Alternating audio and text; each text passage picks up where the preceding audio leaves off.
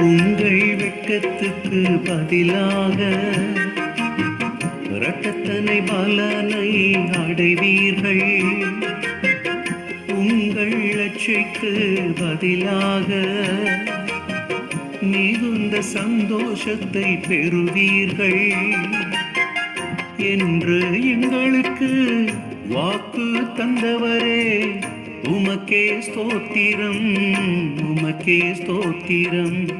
என்று எங்களுக்கு வாக்கு தந்தவரே, உமக்கே ஸ்தோத்திரம், உமக்கே ஸ்தோத்திரம். நன்மையான ஈவுகளை தருபவரே, பூரண வரங்களை தருபவரே, நன்மையான ஈவுகளை தருபவரே, பூரண வரங்களை